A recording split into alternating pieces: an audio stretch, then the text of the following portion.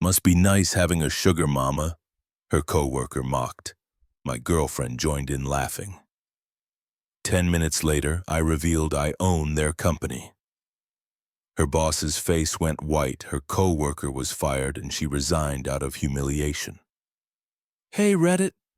So this all started with one fancy dinner where my girlfriend's coworkers decided I was some broke freeloader living off her. She laughed along with them. Big mistake. Let's just say they had no clue who they were mocking that night. What happened after flipped everything upside down. I used to think you could tell who really cared about you when life got rough. Turns out you just have to pretend you're broke to find out. A few months back, I sat across from my girlfriend Jade at our kitchen table and told her my company had downsized. Said I was laid off but had some savings and would bounce back soon. She smiled, held my hand, and told me it was fine. We'll get through it together, she said, all supportive and calm. But it wasn't long before that sweet tone turned into eye rolls, sighs, and small jabs disguised as jokes. She started buying new dresses while complaining that I needed to figure things out. And I'd fix our leaky faucet, and she'd say things like, "At least you're being productive." Fast forward to tonight, the Belmont Grand Ballroom, one of those places that looks like money sweats out of the walls. Jade looked stunning, I'll give her that. She worked at a tech firm called Helix Dynamics. Big office, big egos, bigger gossip. I wasn't here for fun. I was here because she insisted. Said it would look good if she brought me. Like a prop, like an accessory that matched her dress. The night started fine. The waiters brought out appetizers that looked too fancy to pronounce. I kept to myself, sipping my drink, listening to executives brag about market expansion like it was a new religion. Jade was glowing among them, laughing, networking, shaking hands like a politician. Then John Wilson showed up. He was her coworker, tall, loud, and way too confident for a guy whose main skill was taking credit for other people's work and playing with Excel sheets. He had that used car salesman smile that made my skin crawl. "Hey, there's Jade's boyfriend," he said loud enough for the whole table to hear. "The famous unemployed man of the year." People laughed. It wasn't mean at first, just awkward chuckles. But then John kept going. "Man, I got to say, Jade's been killing it here while you're at home taking it easy. She tells us she's basically carrying you these days." That one landed like a punch I didn't see coming. The table erupted. Even the CEO gave a small chuckle. Jade, my girlfriend, laughed the hardest, like it was the funniest thing she'd ever heard. I sat there smiling faintly, trying not to let my jaw clench too tight. Every laugh around me felt like nails scraping glass. I caught Jade's eye mid-laugh. She didn't even flinch. Just kept that polished grin like she was performing for a crew. "Hey, man," John said, grinning. "What do you even do all day while Jade's out saving the company? Netflix, gaming, cooking lessons?" More laughter. Someone at another table actually turned around to see what the fun was about. I leaned back, keeping my posture relaxed. "You seem pretty obsessed with me, John. Should I be flattered or concerned?" He froze for half a second. That small moment where his brain tried to figure out if I'd just insulted him. Jade nudged my arm, whispering, "Marvin, don't start." "Start what?" I said, my tone light. He's the one fascinated by my daily routine. The laughter dipped for a second, but John wasn't done. "Come on, man, it's just a joke." "Yeah," I said, picking up my water glass. "That's what people say when they run out of intelligent things to say." A few heads turned. One guy smirked, clearly enjoying the shift. John laughed awkwardly, but I could see irritation flicker in his eyes. Jade didn't defend me, not once. She just smiled, whispering something to the woman next to her like nothing happened. That was when it hit me. She wasn't embarrassed for me. She was embarrassed of me. Dinner dragged on forever. Promotions, bonuses, company shares, everyone flexing in their own polite way. Jade leaned into it all, nodding like she belonged. Meanwhile, I sat there, the supposed freeloader, the loser they all thought she was carrying. By dessert, I had memorized every smug face at that table. John bragging about his strategic leadership, the CEO pretending he cared about employee well-being, Jade talking about our plans like I was part of her PR script. Inside, I was boiling, but outside, I was calm. I wasn't about to give them the satisfaction of seeing me crack. As the night wound down, I stood to stretch my legs. Jade barely noticed. John made another dumb joke about me being the designated trophy date. Laughter again. I smiled slow, deliberate, and looked around the table. "I hope you guys are enjoying this night," I said casually. "It's going to be one to remember." They didn't realize I meant it literally because in less than 10 minutes, every one of them, including Jade, would find out who the real loser was. John was still in full clown mode, waving his champagne glass like he just won Employee of the Year. "Come on, Marvin. Lighten up, man. We're just messing with you. No hard feelings, right?" He grinned wide, flashing teeth too white to be natural. "Must be nice, though, huh? Living the dream while Jade pays the bills, not a bad setup." I kept my face neutral, letting him dig his own grave. The people around the table chuckled again, the kind of shallow laugh you hear from people desperate to fit in. Even Richard Elson, the CEO, gave a polite smile, pretending it wasn't awkward. Jade tried to play it off, tapping John's arm like she was embarrassed for him, not for me. "John, stop," she said in that fake, gentle tone. "You're being mean." But she was still smiling. "Mean," John laughed.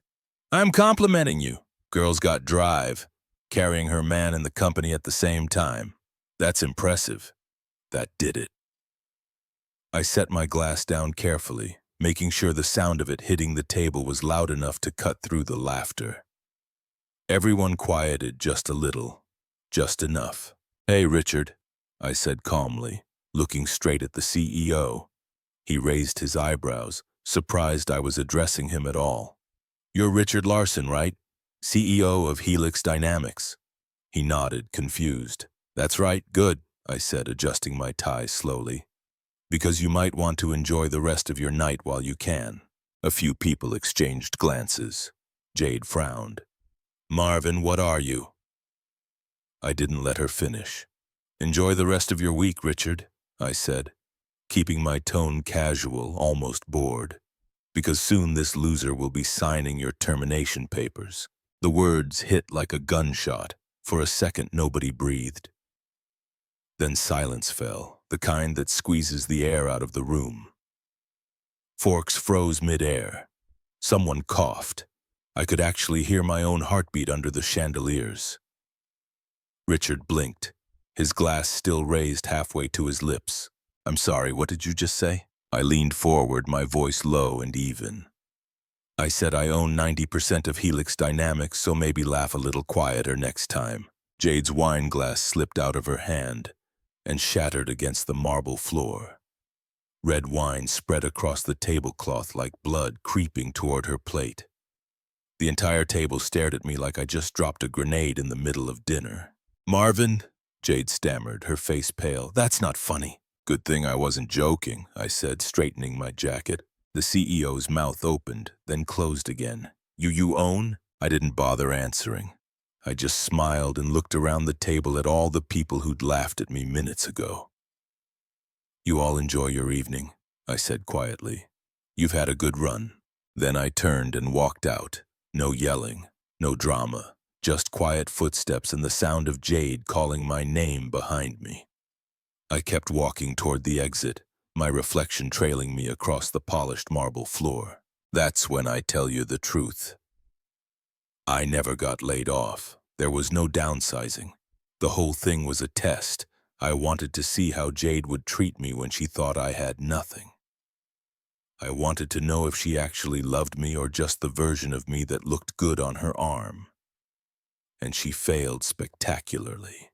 Back then, she told me she didn't care about money, that we were a team. But the moment she thought the paycheck stopped, I became a charity project, something to tolerate until something better came along. That fake story told me everything I needed to know, and tonight just confirmed it. Marvin, Jade's voice echoed through the lobby, sharp and desperate. What the hell was that? Are you insane? I kept walking. Not insane, I said without turning, just tired of pretending. She grabbed my arm, forcing me to face her. You embarrassed me in front of everyone. Do you have any idea what you just did? Yeah, I said, meeting her eyes. I stopped being your accessory. Her mouth opened, but no words came out. The perfect, confident executive mask she wore was cracking right there in the middle of the hotel lobby. You don't own Helix, she said finally, her voice shaking. You can't, that's impossible. Maybe, I said, stepping back. But you'll find out tomorrow if I was bluffing. I turned away again, walking toward the revolving doors. I could feel her eyes burning into the back of my neck, trying to decide whether to chase or stay quiet. Behind me, I heard her mutter something like, "This isn't funny," before her voice faded into the chatter of hotel guests checking in. The valet attendant gave me a polite nod as I handed him my ticket. I stood outside. That's when I saw movement in the corner of my eye. John! He came jogging up, clearly uncomfortable, his hands stuffed in his pockets. Hey, Marvin, he said, suddenly talking softer. Man, I just wanted to say, I didn't agree with what Jade said in there. You know, I've always respected you. I raised an eyebrow. Really? That's funny considering 5 minutes ago you were auditioning for stand-up comedy at my expense. He laughed nervously. Yeah, that was just office banter. You know how it is. Sure, I said, watching his expression. Word of advice, though. Yeah, he asked quickly. You should start looking for new jobs. He blinked. What? I smirked. You'll see. Then I got into my car and drove off. The city lights blurred in my rearview mirror. Inside that ballroom, people were still trying to process what just happened. But for me, the decision was already made. They thought I was some broke guy living off his girlfriend. Tomorrow they'd find out I was the man signing their paychecks. The drive home was quiet, just streetlights flickering across the windshield while my phone buzzed every few minutes. Jade's name lighting up again and again. I didn't answer. I wasn't angry anymore. Not the yelling kind, anyway. It was the calm kind. The kind that feels heavier than rage, like a storm before lightning hits. I'd suspected for a while that Jade was more in love with the lifestyle than me. The handbags, the company dinners, the way she said we when she meant me paying for everything. But I wanted to believe otherwise. I thought maybe, just maybe, she'd stick by me when the money didn't show up for a while. That's why I came up with the layoff story, to see what she'd do when the shine wore off. It took less than a month for the truth to slap me in the face. At first, she was all, "We'll figure it out together." Then she started making comments about carrying the load. Next came the distant tone, the canceled date nights, and the not-so-subtle flirting with her ambitious coworkers. I told myself I was imagining it. I wasn't. Now, after what happened at the dinner, I had proof. Not just of her attitude, but of how fake everyone around her was. When I pulled into the driveway, the house looked smaller than I remembered. Inside, the air was still. Jade's heels were by the door. She must have taken a cab, probably pacing around inside somewhere rehearsing excuses. I didn't bother calling out to her. I went straight to my office, my man cave, as she mockingly called it. She thought I spent all day in there wasting time on little tech projects. In reality, it was the only room where I didn't have to pretend. I locked the door behind me and sat down at the desk. On the wall, behind a shelf of old books, there was a small wooden panel. I reached up, pressed on the bottom corner, and it clicked open. A hidden compartment slid out, revealing a gray, fireproof safe. My fingerprint opened it with a soft beep. Inside were years of work, contracts, merger agreements, and ownership documents, all stamped and signed. I pulled out a thick folder labeled Helix Holdings and spread the papers across the desk. Each page told the same story. 15 years ago, I had merged my small tech company, Eclipse Innovations, with a struggling firm called Helix Dynamics. They were going bankrupt. I saved them on one condition. I'd owned 90% of the company while letting their CEO, Richard Larson, keep his title. To the world, Richard was the man in charge. But in reality, he was just a figurehead. My name wasn't public. I'd used a blind trust to keep ownership quiet. Jade had no clue, none of them did. I ran my fingers across Richard's signature. The ink slightly faded, but still clear. 15 years of silence. Watching from the sidelines, collecting profits, letting the company run itself while I enjoyed my so-called retirement. I could have stayed that way forever if they hadn't pushed me. But tonight changed everything. My phone buzzed again. Jade this time. Marvin, please call me. People are asking questions. What did you mean by what you said? This isn't funny. I can't believe you'd humiliate me like that. I put the phone face down. I opened my laptop and called Isaac, my lawyer and oldest friend. He picked up on the second ring, sounding half asleep. Marvin, it's 1 o'clock in the morning. I need you to start a financial audit of Helix Dynamics, I said flatly. Everything, I said. Executive spending, vendor contracts, offshore accounts.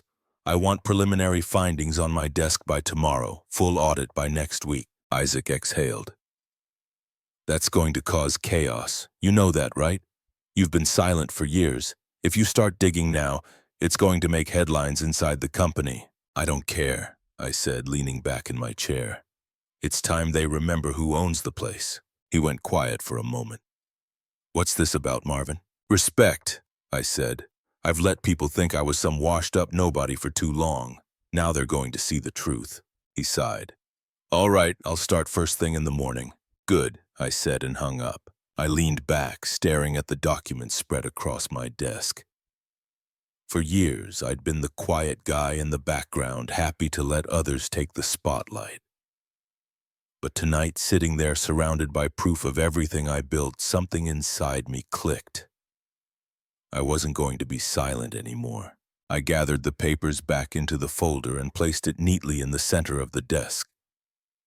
My reflection stared back from the polished surface, calm, sharp, steady. They wanted a loser. That line stuck in my head as I woke up the next morning. Except losers don't own multi-million-dollar companies, and they definitely don't spend their mornings dismantling corrupt CEOs before breakfast. Isaac called first thing. You're not going to believe the stuff I found. He said, It's a mess, Marvin. Fake travel expenses, inflated consulting fees, and contracts going to the CEO's buddies. It's like they built this company on nepotism. I grinned, sipping my coffee. Sounds about right. Keep digging. I want names, numbers, and dates, everything. By noon, Isaac sent over a preliminary report, enough to cause panic, but nowhere near the full audit. I opened it and just stared for a minute. Millions burned through executive retreats, fake vendor deals, and so-called employee incentives that were basically vacation reimbursements. Richard Larson had turned Helix Dynamics into his personal ATM. The same guy who laughed at me last night was robbing his own company blind. I forwarded the report to the board of directors with one simple message. Full internal audit effective immediately. Within an hour, panic hit the building like a grenade. I got the first text from Jade before lunch. Do you know anything about this audit? Everyone's freaking out. Richard looks like he's about to have a meltdown. They said it came from the top. What's going on? I didn't reply. Let her sweat a little. By 2 p.m., Isaac called again. You might want to see this. Your boy John should get suspended. I almost laughed. For what? Conflict of interest, he said. Turns out he's been funneling company contracts to his cousin's construction business. It's all over internal memos. HR put him on administrative leave pending investigation based on the preliminary findings. Beautiful, I said, smirking. One down, plenty more to go. The best part, nobody really knew it was me. Sure, I dropped the bomb at dinner, told Richard to enjoy his last night as CEO, but most of them thought I was bluffing. A dramatic boyfriend trying to save face. So when the audit hit the next morning, everyone assumed it came from some secret investor cleaning house. Employees whispered in break rooms. Executives deleted emails like their keyboards were on fire, and Richard tried to spin it as routine compliance. No one bought it. By late afternoon, Jade texted again. "Marvin, please tell me you didn't do this. People are saying there's an anonymous shareholder behind all of it. If you had anything to do with this, you need to stop. You're ruining my reputation at work." That one made me laugh out loud. Her reputation. Not the company, not the employees, just her image. Classic Jade. I typed back one line. "Tell Richard to enjoy his final week in that office." No emojis, no explanation. A few hours later, I got a message from Isaac again. "The board's losing it. They've called for an emergency meeting this Friday. They want answers." "Perfect," I said. "Let them wait for the answers in person." I shut my laptop and decided to stop by the Helix building myself. It had been years since I'd walked those halls, and honestly, I wanted to see the chaos up close. The lobby looked exactly the same. Polished marble floors, glass walls, and people moving fast to look busy. Only this time I noticed the tension. Nobody was smiling. As I waited for the elevator, a familiar voice came from behind. "Marvin." I turned. John. He looked rough, tie loosened, hair messy, eyes tired. "Hey, man," he said, forcing a laugh. "Crazy day, huh? You probably heard what's happening." "I did," I said. "Rough time to be handing out cousin contracts, huh?" He winced. "Look, man, it's not what it looks like. I didn't mean for any of that to blow up. You know how tight the job market is right now. I can't be losing my job. I have rent, insurance, bills, you know." "Sure," I said, stepping closer. "But maybe you can freeload off your girlfriend. Seems like it works for some people." His jaw clenched. He opened his mouth to respond, but I was already walking away. Behind me, he muttered something under his breath, but I didn't bother catching it. Upstairs, chaos had a smell, burnt coffee and panic sweat. You could hear it too, muffled voices behind closed doors, phones ringing nonstop, people whispering about the investor. I passed by Jade's office. She was inside pacing, phone in hand, looking like someone who just realized her kingdom was built on quicksand. She saw me through the glass. Our eyes met for half a second. She froze. I gave her a small nod, the kind that said, "You'll get your answers soon enough." Then I turned and left. Outside, I texted Isaac one word. "Proceed." He replied, "Audit officially filed with the board. They'll have no choice but to meet." I looked up at the Helix Dynamics sign shining above the entrance. For years, they'd forgotten who kept the lights on. That was about to change. Over the next few days, Isaac finished the full audit. Every dollar, every name, every scheme. By Friday, the evidence was stacked and ready. Friday came fast. The boardroom was waiting. Isaac met me outside Helix Dynamics headquarters, his briefcase in one hand, his expression unreadable. "You're sure about this?" he asked. "Isaac," I said, buttoning my jacket. "I've been sure for 15 years. The elevator doors opened and the quiet hum of the building hit us.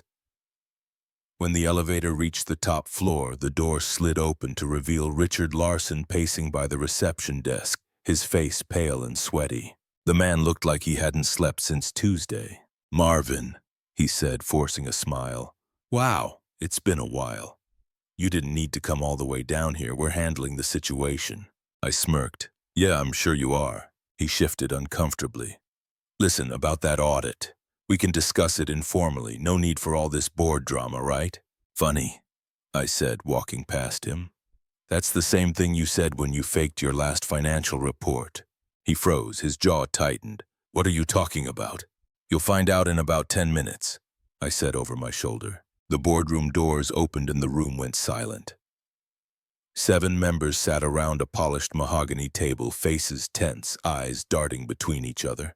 Patricia Hensley, the only woman on the board, straightened her glasses and spoke first. "Mr. Morgan, I assume there's an explanation for this chaos." "There is," I said, taking the seat at the head of the table, Richard's old seat.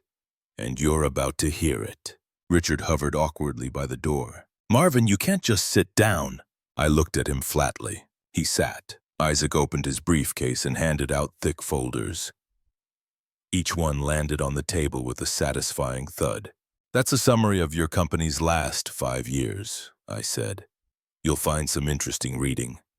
Unauthorized bonuses, fake invoices, contracts handed to family members, offshore transfers, and a complete disregard for ethics. One by one, they flipped through the pages, their faces changing from annoyance to disbelief. Patricia was the first to speak. "Is this accurate?" "Every number," I said. Richard slammed his hand on the table.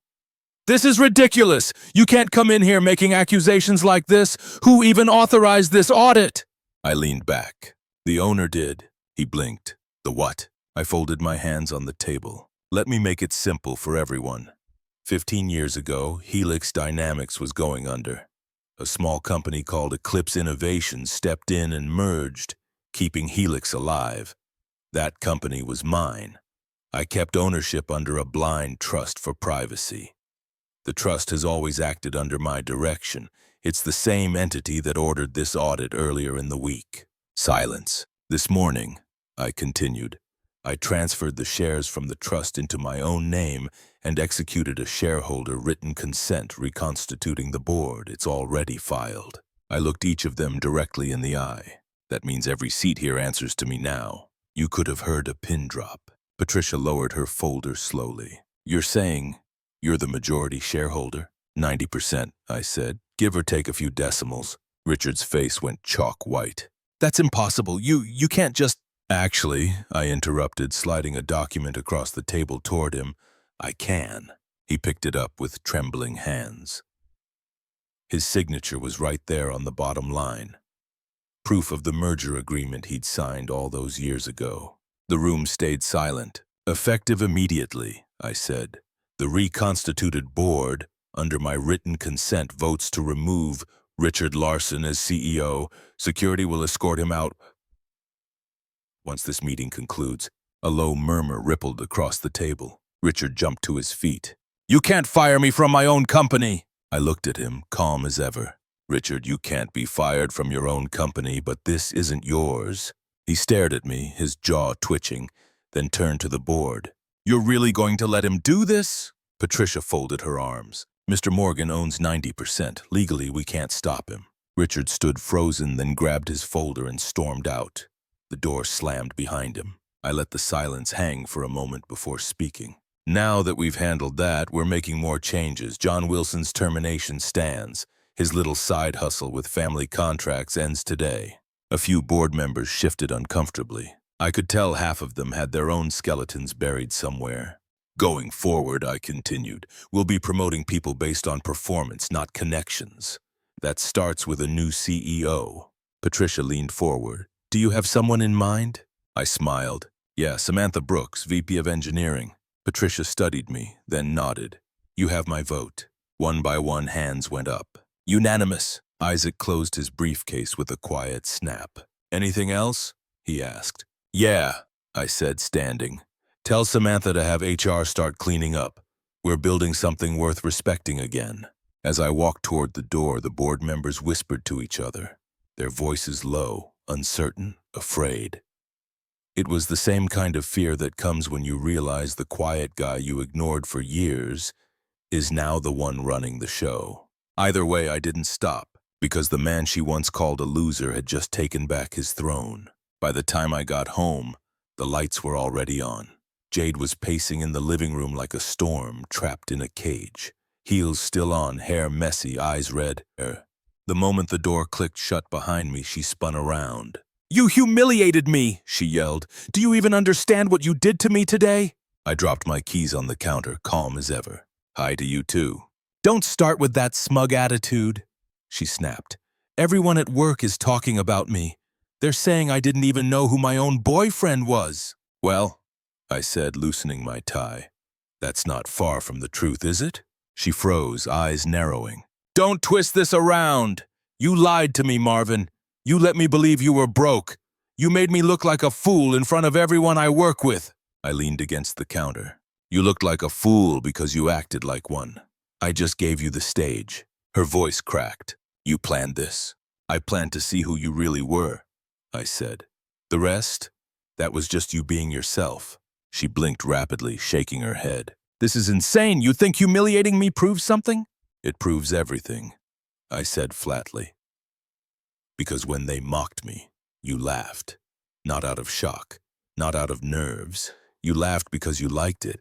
That is not true, Jade fired back, chest rising and falling. It was harmless office humor. You don't understand how those events work. I couldn't make a scene. Oh, right, I cut in, smirking. Wouldn't want to ruin the image. Better to let them call your boyfriend a loser while you giggle next to them. She flinched, the truth cutting deeper than anything I could have yelled. You blindsided me, she whispered. You could have told me the truth. I could have, I said, stepping closer. But then you wouldn't have shown me how little respect you actually had left. Her voice softened, trembling. I didn't mean it like that. I thought you were going through something and joking to cope. I didn't know. Stop! My tone dropped like ice. You knew exactly what you were doing. You liked being the successful one for once. You liked telling people you were carrying me. John didn't make that up. That came from you. She looked away, guilt flickering across her face like a shadow. That was a joke taken out of context, she muttered. Context? I repeated, laughing under my breath. You mean you talked trash about me behind my back and now you're embarrassed it blew up in your face? Her voice cracked again. You don't get it. You made me the office joke. They're calling me the girlfriend who didn't know she was dating the boss. I shrugged. Well, now you know how it feels to be the punchline. That one hit her, hard. Her breath hitched, tears glassing her eyes. For a split second, a part of me almost softened. But then I remembered every sigh, every eye roll, every time she talked down to me like I was some burden she was stuck carrying. You remember when I told you my company downsized? I asked quietly. She nodded. How I said I got laid off. Another nod, slower this time. I lied. Her head snapped up. What? I never lost my job. I wanted to see if you'd still respect me if you thought I had nothing. If you'd treat me the same way you did when you thought I was some big deal. She stared at me, speechless, the realization hitting like a brick wall. So that whole thing was a test? She whispered. Yep, I said, voice flat, and you failed, spectacularly.